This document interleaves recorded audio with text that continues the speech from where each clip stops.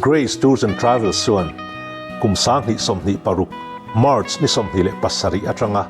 April ni ko chung hian Jordan Israel le Egypt tlona hun rem chang abuat sai le donta he hun hi Christian te hun pui tum kaw ni le Good Friday le Easter Sunday hun nang tur ani dona Nazareth Kana Capernaum le Jerusalem te tlotel ani dona Iso Christina nang le keta na atorna cross kong azo na munte an ken be na munte le an phum na mun ba ka Lazarus han te po tlotel ani don boke Swiss Canal te pyramids te Nile lui dung zoa longa chuan pa zanri ei te po ala huam tel cheu ani heng hun poimo tak tak tem ve ngei tur hian kan du sak chea ronjin ve ngei yang che Chibai ule tuna hianin Zarkot Presbyterian Pu Lal Thanhawla abula ko mekani Rii Vuinaa katel vea Vuinaa hianin mizo nu chualom pasal te troi om englai ko troi om thei mi nu fel tak pu hola kan ngai tua ruala abula lo lang chu Rii chu ti khop chonin anu pa en troi om tha me manu e san omani Vuinaa achan chin tam tak nakina non soi zo kanga ke chung kalo soi chiam lo wanga Vuinaa katel vea ti hianin aron highlight vezo zo katum dona ni hei kan YouTube channel a hianin ron da chu ve katum dona Rii sia deng na te pon yang chu ama hi kan in titlang nel ve a achang chorin thala tur ten min som ve thina nu patha te po ka lak sak na sa mun thang thanga tha te kan lo lak sak na sa to thina ni chu wangin Vuinaa hianin kan nel ve ani wangin le min du sak tu ni wangin ka ui e man ti ha ron sei du ani ti hian en polisela video karon sep ve don ani she'll be remembered not only for being member of various organizations Trung Quốc ai ở thusawi tu lo so mu I pak hatina soi zo thei lo deu pon kan hi poi ron soi ta se la poi lo wange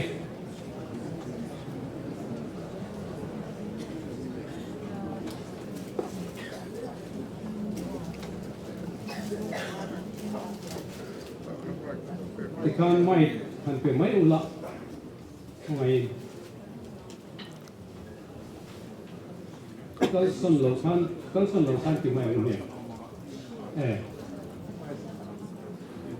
local so the mi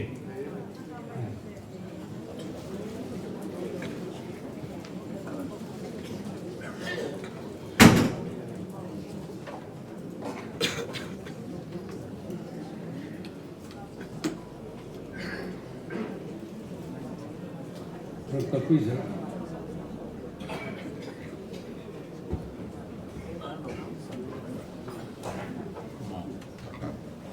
Đây là lầu chung lại. Đây là riêng mềm không? Này, tiền quy rồi.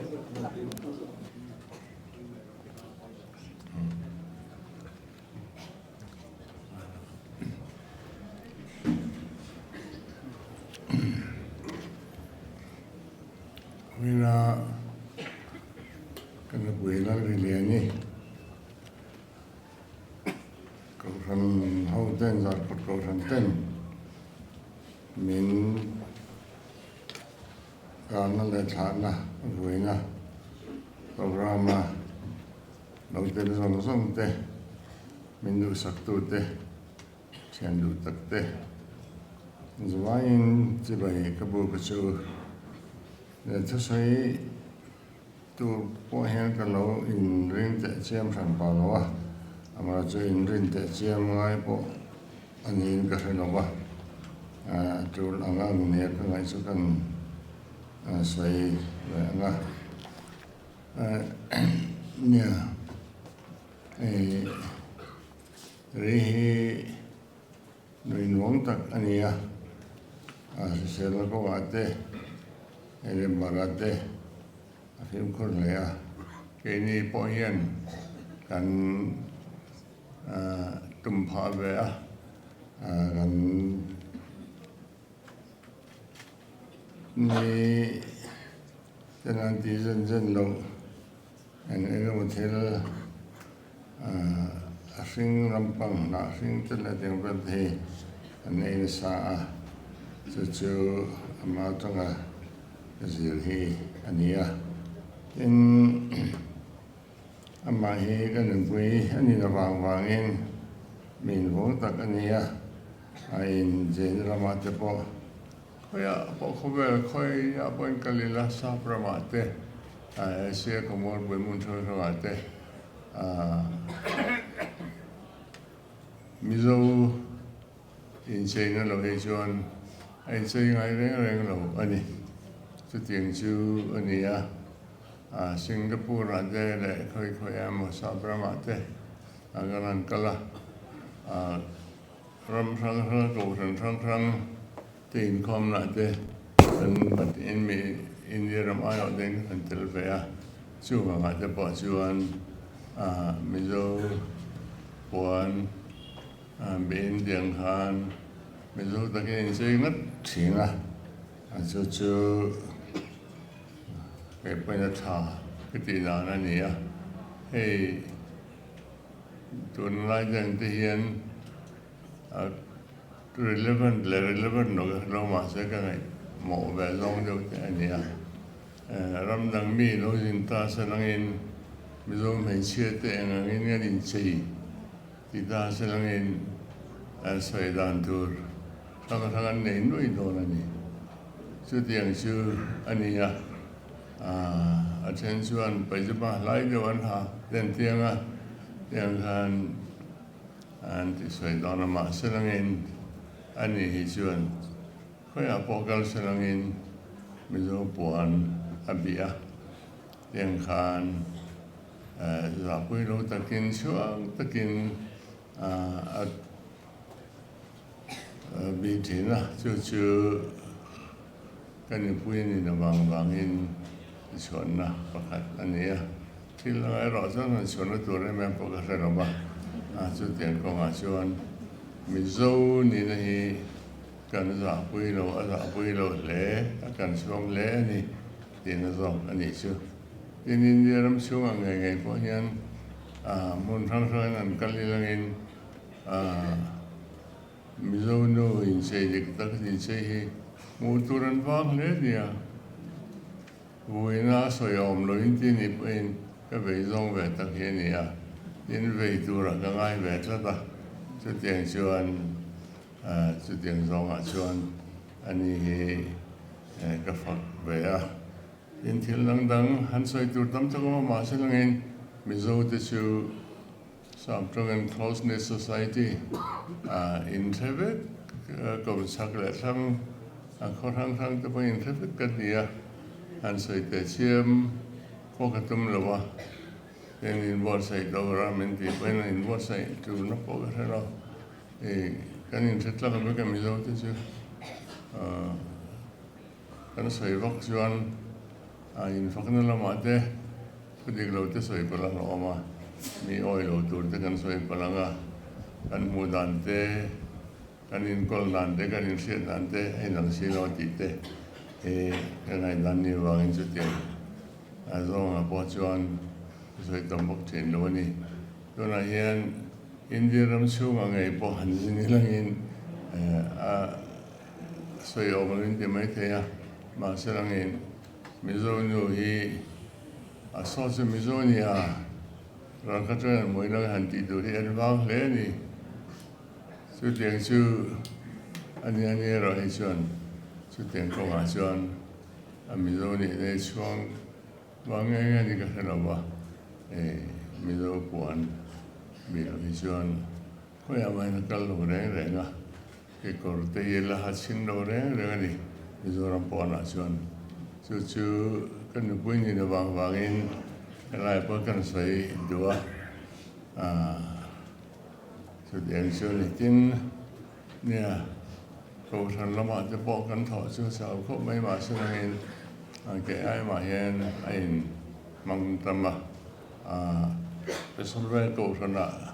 cần lối lại đi mà cái hoạt làm cầu thần thật là cần lối lại đi mà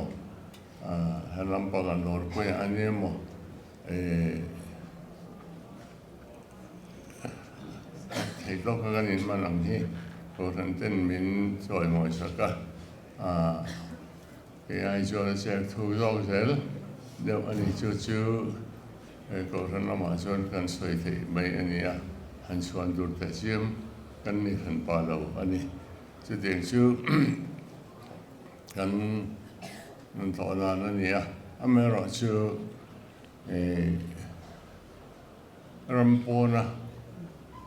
India Rama hian san sin the shit lo na ram he la tama chu nga chuan rilu hi pe ve le benere sa kan ga te po in ri nai bakin Hindu uraute khotiang ni ber an nga khan ring tu de kha an zulen thei biawani an zu ga chuan chung te po chuan ne kenin heng to ki kan han bel cha anin hala in hal zo van ram kai ya an in chen na mun nge ne khan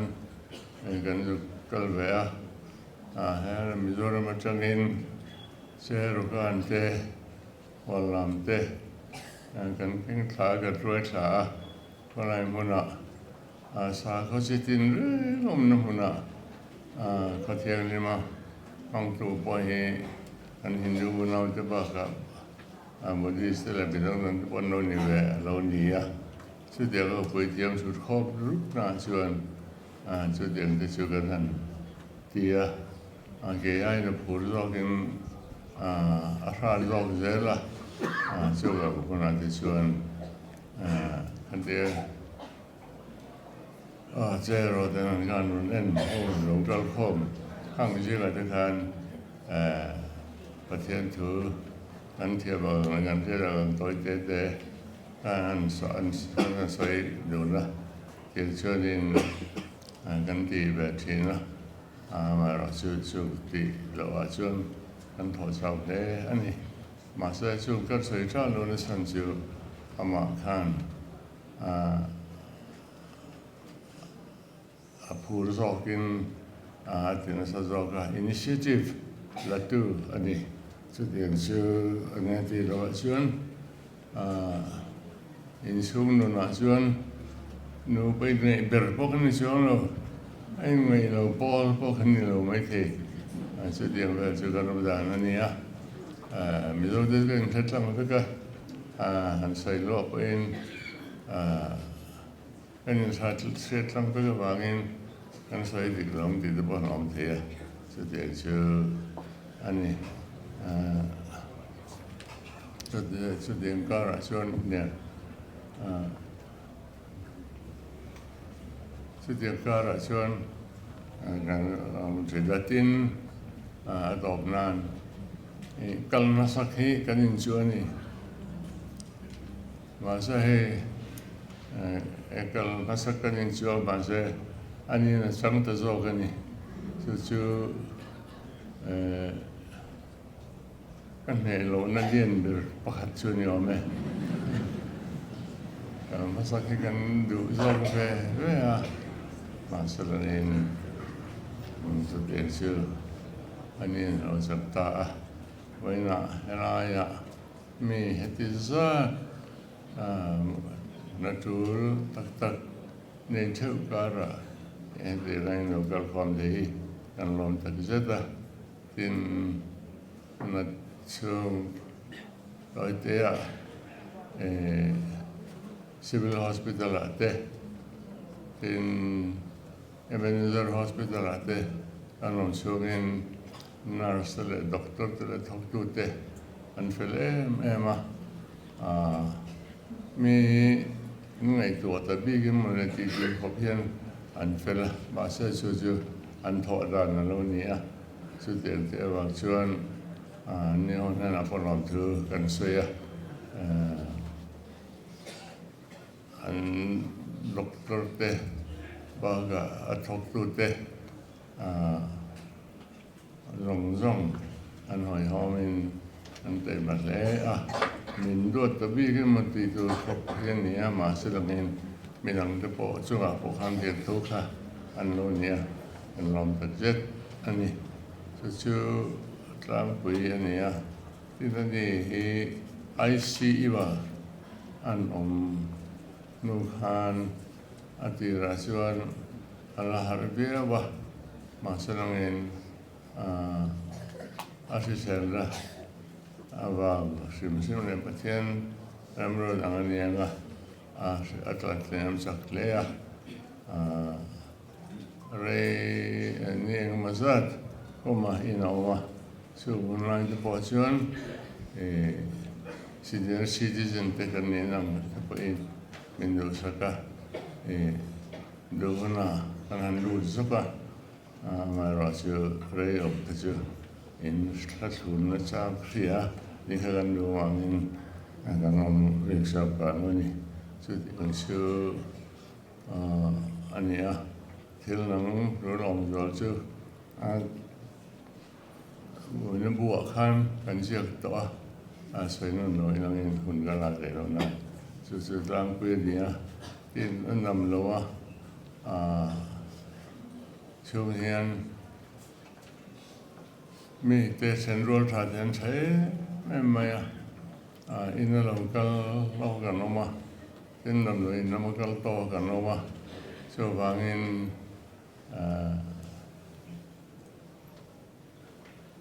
đâm lời nó mà đầu găng thế anh con từ hôm xưa lâu vàng anh bị đánh liền bắt ha cần đi là mình lúc sau cái vàng mình phật sau cái sau lại sau anh gần tụt thế anh sau na để lâu con na anh này thế à sau để lâu sau này sẽ xuống cái mình phật sau lâu sẽ xuống gần bồi phiếu tụi này mà sẽ là sự điều thế mình phải sự khảo sát mình anh nằm nói em hôn tụi lại thâu tụi thế dùng nên là có lòng thứ anh sấy anh đi sự lắng mình hay là cần sấy thế anh đi sự anh nha anh hiện thứ soi bil turun ni binun bedon mo ka dia wangin an top so ka so tiang so dia ba wa na he in hun sep tak le boi tak ka in lo kal la ya kan boi lu tak menon tha boi tu de zong ne na lom thu ka hil chewa in thul hi chia chốt mình tốt tất cả nhiều sự tiền cả là chọn mình ngay bây mua với là Rii cái nó bây đủ tất thà là đủ ra dia cũng sẽ lên đầu gang thì hiện giờ vài số cả làm thứ cái xây à tiền bắt tiền thì nông nghiệp bỏ bây giờ cho rồi sẽ dia này làm đấy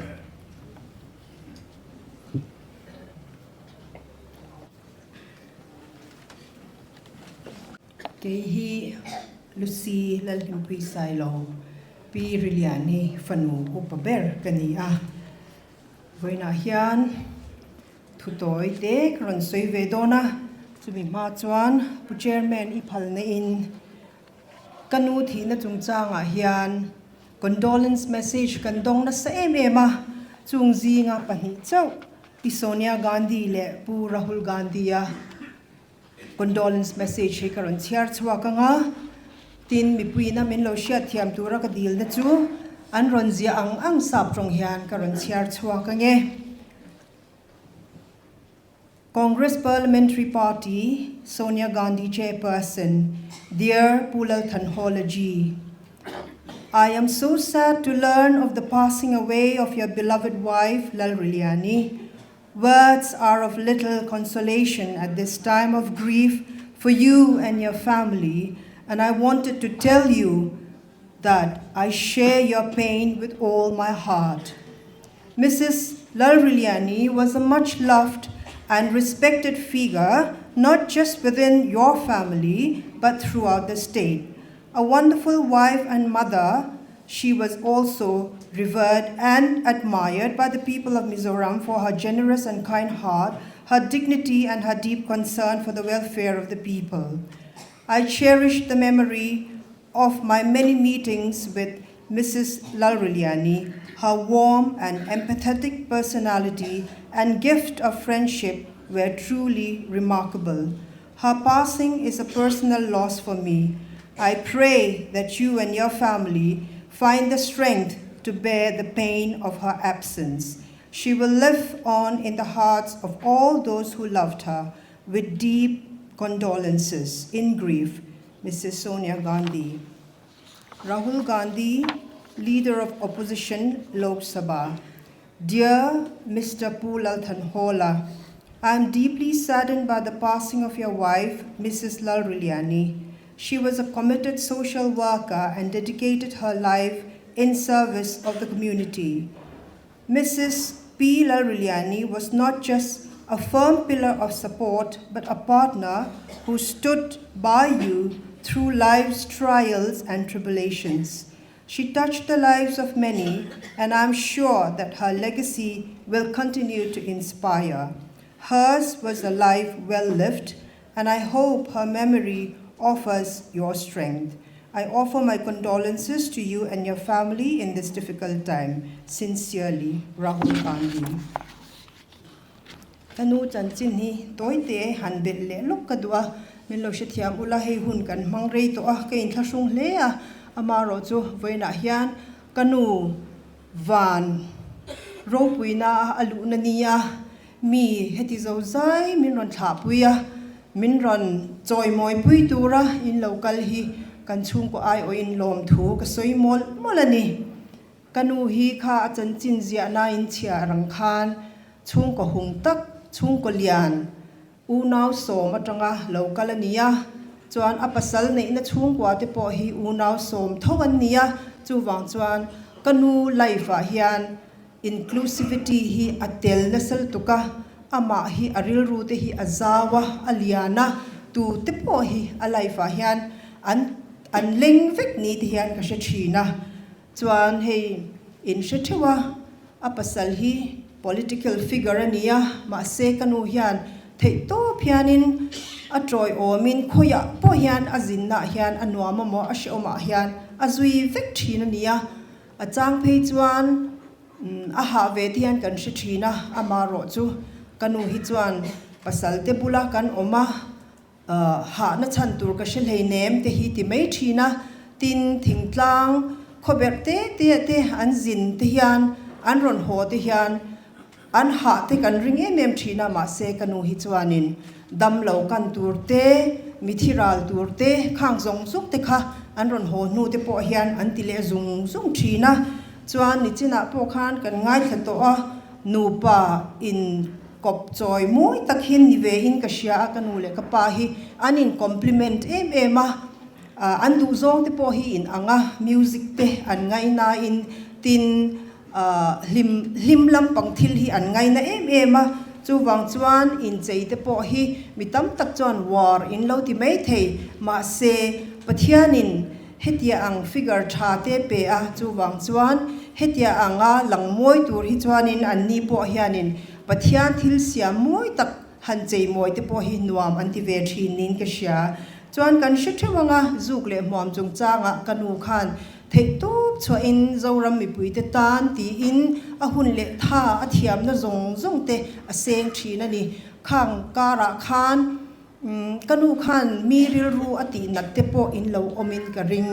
ke ngei po hi ka lo ip choi choi thina mina zuk le hmam an sim thei lawa an hau dor chang te hian a chang chuan kanu iti lutuk thin lo mo ka ti thina amaro chu kanu tongkam kha chuanin ke ma hi min lau su se an ma ni na tur an ma ni na an vei tlat khang ho kha lau zok se ka du wang ani an ta na chatur ka du lutuk wang zok ani te hi ti thina ni chu wang chuan voina hian khang awanga in ril ru kanu na ti nat zong sung kha thupa karon choi ni chuan kanu hi lekha zirna lampanga chuan matric pass ania ma se hi mishing ina kan soi thin ang pian pui ba anti ang hi nei ve hian ka sia akanu hian a them thiam me ma a chan chin zia na po kan ron tar lang to a tin thil hi han ti ve mai du na thin lung hi anei thina chu matric chau pass chung khan hemi anti tobacco kan ti mai henga te po founder president te ni in mun sang te thusoi na hun te alo mang ve thina khang te kha han ngai to le chuan kanu kha lo van ro pui ve em ti te hi ka ngai to thina ni tin kanu hi thil reng lim lampang hi nuam ti chi nya tin no pang ngai na em ti hi kan soi lang ve le tua no pang ngai na zia chu he kan cousin to na fanu hi kan kol thina chang hian heng te hi alom em tin tu na hian atupa Matthew rem tluang fapa nowa te hi adu ema ni tin hianin nowa thalak min ron thon ro nowa thalak mu ka chak te hi ti thina kan chutia ati na chan po chu anni chung kwa hi Falkland Park en kolan omawang hian weekend a chau hian zar ko ta an ron riak phei thina chuan hei tu na hian kanu hi ICU te noma phone te an khoi theilo po hian hei Matthew an pui phei chuanin Amelia hianin pi hetian hi kan WhatsApp group te hi are ngoya pi hi ngai hle don ani hi ati vong ani chuan ma ni loka te khanin La Montessori School chuta chuan chu atu chuan nowa hi lut ve a Parents Day an mangdona chunga chuan Amelia hian group a hianin chungte pi te pu te po kalvek theinia tunge kaltur I han soi te u ati khan kanu hi ban pharma seperania maro chu van toy thak takin khami hun kha kanu hian mangve thei talawani ICU omawang khan chuan kanu hi kan sianga thoha kha neya thoha ane na chante po kha COPD kan tia khang ane na chante po kha tu ma kum somli liam ta a zukle huam alo ti thin wang kha niya chu wang chon voina hian kanu hi helai hian loading thein ron soi thei ni se chuan tong kam thiam takin ron soi nga ke chuan ka soi thiam don lowa ma se kanu khanin zukle huamina hong ane that lo zia chu ama a hian langa voina po hian he ama thla na te kan mang te hialania chu wang chuan kanu in respect to wang tile zukle huam a that lo zia nangma ni ngei pon in lo sia ta wang khan khongai takin he zukle huam te hi khongai takin in ban san thei chuan alom em don ani chuan zukle huam awanga kanun har satna to wang khan hei biakina tian hun rei takha aron in khom thei lo ani achan chu nikum December ni som pasari ni ta mo kha khan bawan closing a khan kapa nen hian an vakala khang lai po khanin oxygen te mang to ania chuan a doctor Don Holiday hianin an thalak kha social media lo musia kapi chunga tinge khatianga te lo vakal itan a thalo wasin mi pui tamzi nga omte hi itan a thalo a shisel lo atia chu wang chuan in khom te po kha kanu khan ati thei tamme lowa achak ve le thina chuan November ni khan chon in khoma te chuan kanu oxygen nen ikal ve theyang kan tia lim takin phur takin hei Rosie nen hian kan shwaya chung ni te chuan kanu hi anuk te ul nge ni kha biak in te po ara nun ber kha vo in ti lawa chuan alo ni ta der ton ani chuan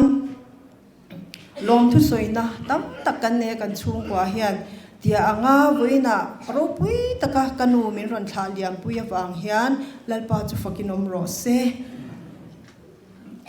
kan lom mani nimin lampanga te po caution na tlang than mual chei te oma ma se khang te po kanu thi na wangin thul te nia khang te kha kan loma tin chu mai ba ka ni zana te in lampang sing sak felangai ten YMA ten le KTP khotlang tu te po in thei to cho in khang zong zonga khan mi ron troi oma ni zana te khan moi takin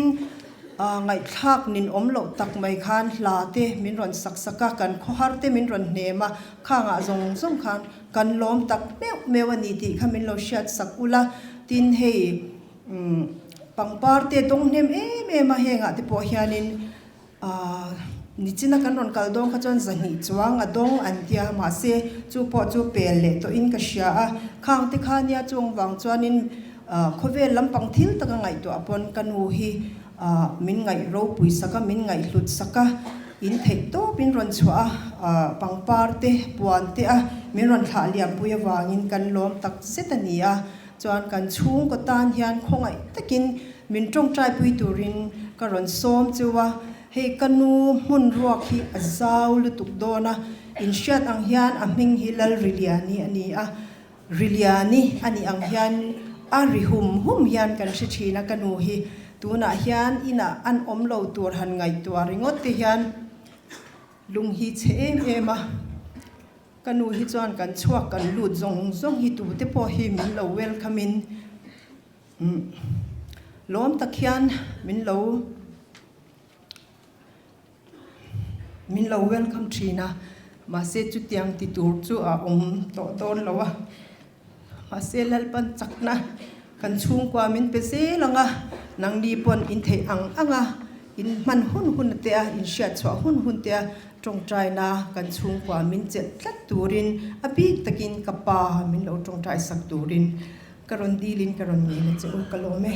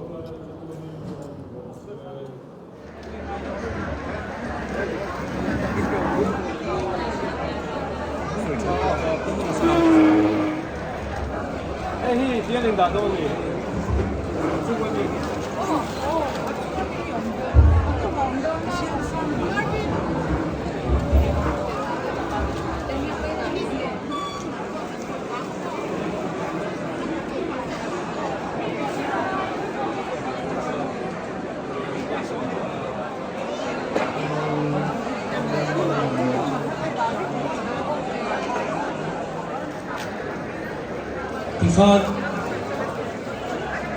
Halak Hui Thei Tuan Mo Hongoi Lo Rin Ding La Ron Chun Zom Mai Se Chumi Zo MUP Zangkot Branch Chumi Zo MHEP Zangkot Branch Chumi Zo Chuan